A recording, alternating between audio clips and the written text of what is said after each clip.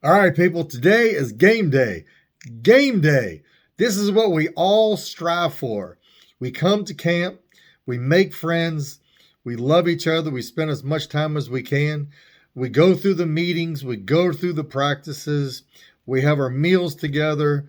You know, we just have so much fun. It is a fulfilled week. I mean, literally fulfilled. So you're basically starting to eat breakfast around 6:30, 7 o'clock in the morning, and you don't normally get back to the hotel until later in the evening. So today is game day. So we start out, obviously, again with breakfast. We get bused to the stadium. We have meetings talking about the rules to the game, how we're going to play. We're making clear to everybody in different situations as far as what's going to happen so that everybody knows. Then we break up and we have our blue meetings, we have our gold meetings, and we go out on the practice field and we do our walkthrough just like the players would do. No, nothing physical, nothing really running. It's just walkthrough. So nobody gets hurt, okay? Walkthrough. Come in, take our showers. We get, actually, I don't want to say we got bus. Uh, we walked over to the Goog where we had our pregame meal. Pregame meal was where all the players eat. So we were around a lot of the players. But I'm gonna tell you something. When you get over to the Goog and you get over where those players eat, you talk about some healthy food. I would say, based on what I could see, 80% of everything that I saw was all breakfast stuff. I guess that's where your protein and everything is. All kinds of eggs, from eggs, omelets, bacon. I mean, it was it was too healthy for me. Okay, and I'm a pretty healthy guy.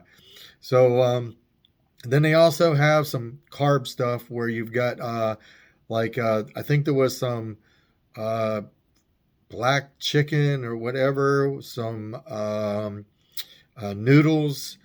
Uh, there was some other things there, but a lot of it was breakfast. We finished up with the meal.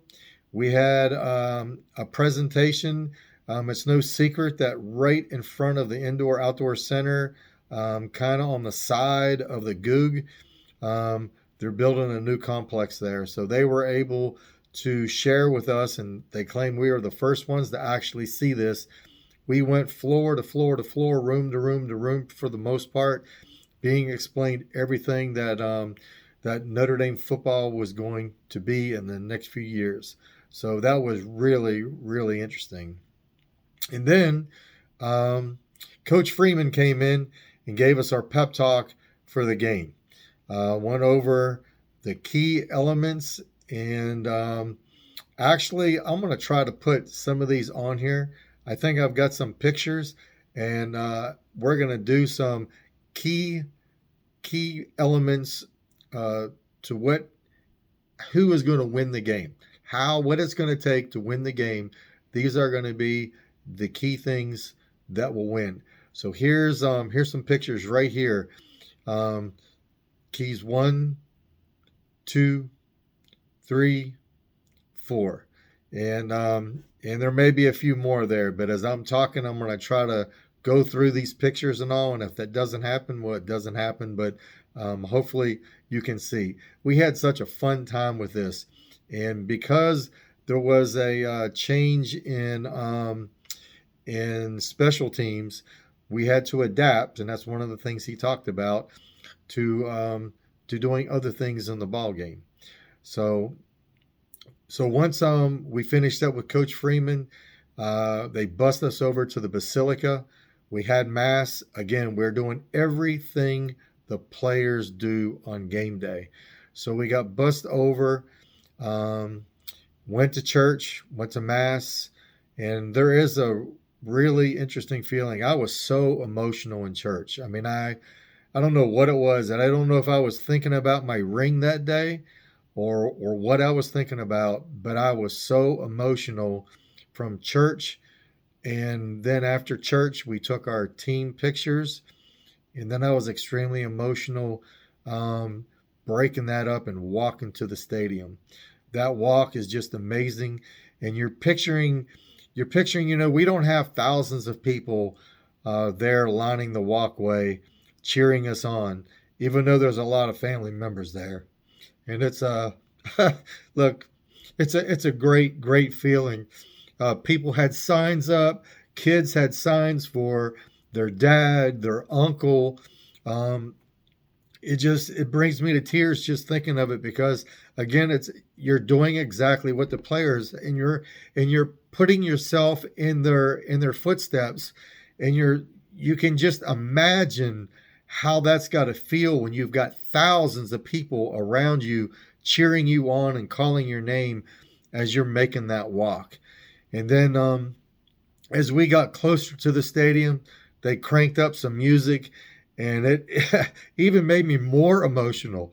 So that was just an amazing feeling. That walk to the stadium, just taking it all in. If you remember maybe the first video, or maybe the video that I made, like the 2 week kind of check in to the new campers and all.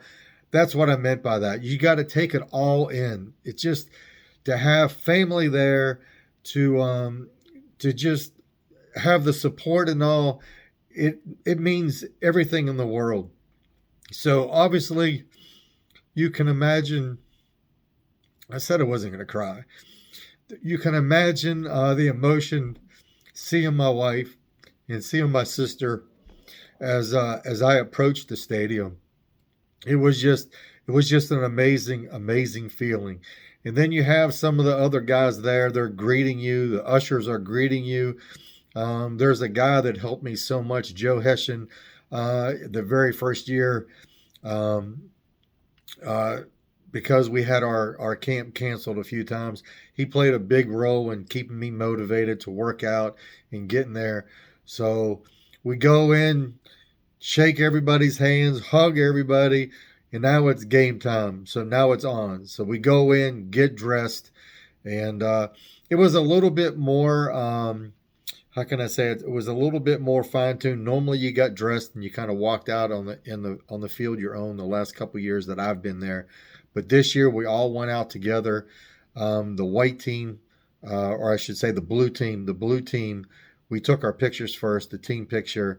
Then the white team, gold team filled in behind us, took a total camp picture, and then we got up, and then the gold team got their pictures taken, and then we got ready and did our warm ups and got ready for the game.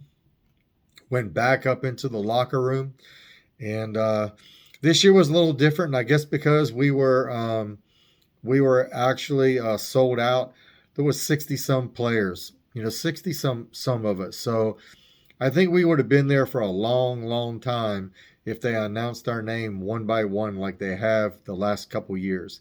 So interesting enough, it was actually a pretty neat thing, because again, you get the feel for um, how the players actually do it. So the blue team came out first. We came out and got lined up in the tunnel. Blue team on the right, gold team on the left, and then we came out and ran to the sideline, and then the gold team ran out.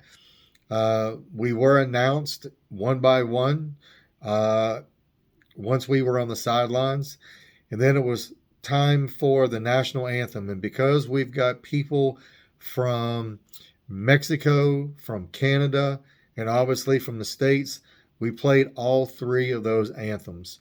And how sweet is that? And then time for the flip of the coin, and then it was game time, baby, game time. So we had our rotations. Everybody did. It was sold out, so it was tough, but we managed to get through.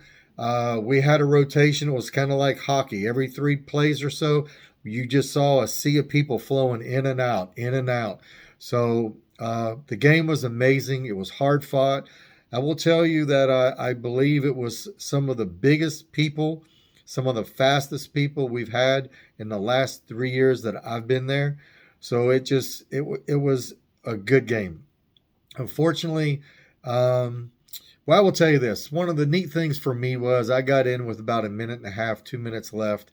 I got to run the ball, gained about 5, 6, 7 yards, and they were kind of holding us. We had intercepted the ball, and we were down inside their 20.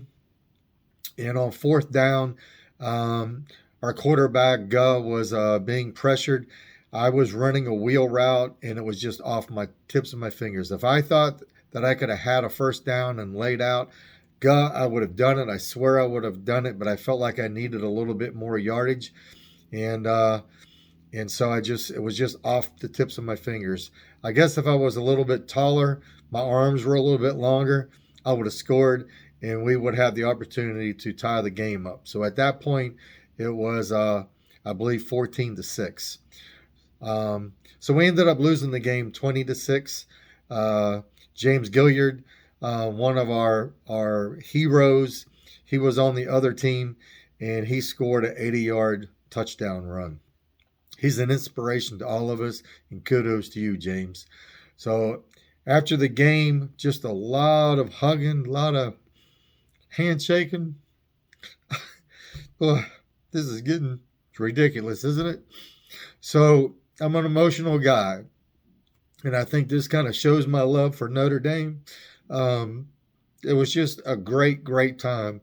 A lot of good words exchanged amongst all of us, hugs, handshakes, and then of course you had family. And seeing my sister and my wife, taking pictures with them down on the field, taking pictures with other campers, just those are the memories. Those are the memories, and that's what means so much. So they actually had to chase us off the field. We were out there too long. Chase us off the field. We took pictures. My sister, my wife, and I, we took pictures at the sign because we wasted so much time on the field. Well, I shouldn't say wasted. It was good time on the field. We took a picture at Play Like a Champion, but they couldn't get up into the locker room because it was just a little too late.